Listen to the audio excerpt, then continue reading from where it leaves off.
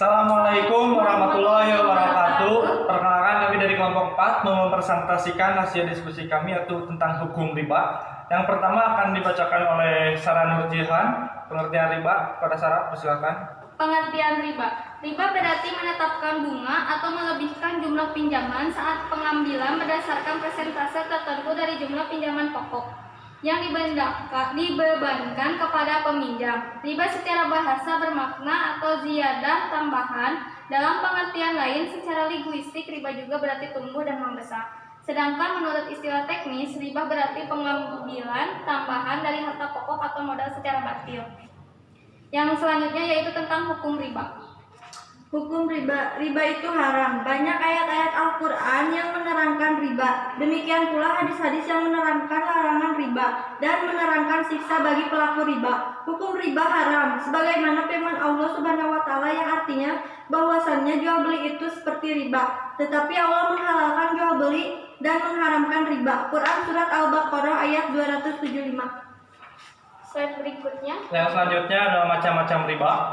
Yang pertama dari riba fadl, yang yaitu tukar menukar dua barang yang sama jenisnya dengan kualitas berbeda yang disyaratkan oleh orang yang menukarkan. Contohnya tukar menukar emas dan emas, perak dan perak, beras dengan beras dan sebagainya. Yang kedua ribayan, yaitu berpisah dari tempat sebelum ditimbang dan diterima. Maksudnya orang yang membeli suatu barang, kemudian sebelum ia menerima barang tersebut dari si penjual, pembeli menjualnya kepada orang lain.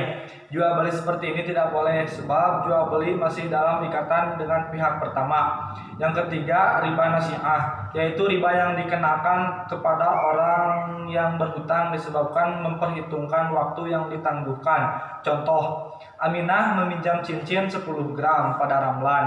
Oleh Ramlan disyaratkan membayarnya tahun depan dengan cincin emas sebesar 12 gram. Dan apabila terlambat 1 tahun, maka tambah 2 gram lagi menjadi 14 gram dan seterusnya. Ketentuan melambatkan pembayaran 1 tahun. Yang keempat, riba qard, yaitu meminjamkan sesuatu dengan syarat dan keuntungan atau tambahan bagi orang yang meminjami atau mempiutangi. Contoh, Ahmad meminjam uang sebesar 25.000 kepada Adi. Adi mengharuskan dan mensyaratkan agar Ahmad mengembalikan hutangnya kepada Adi sebesar 30.000. Maka tambahan 5.000 adalah riba qard. Yang selanjutnya faktor-faktor mana? Faktor penyebab memakan riba. 1. Nafsu dunia kepada harta benda. 2. Serakah harta. 3. Tidak pernah merasa bersyukur dengan apa yang telah Allah Subhanahu wa Ta'ala berikan. 4. Imannya lemah. 5. Selalu ingin menambah harta dengan berbagai cara termasuk riba. Yang selanjutnya faktor penyebab diharamkan riba. 1. Merugikan orang lain. 2. Sama dengan mengambil hak orang lain. 3. Mendapat laknat dari Allah Subhanahu wa Ta'ala. 4. Neraka ancamannya. 5. Termasuk perbuatan setan dan keji. 6. Memperoleh harta dan cara yang tidak adil. Sudah.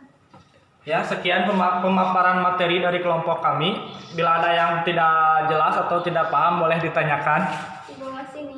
di bawah sini.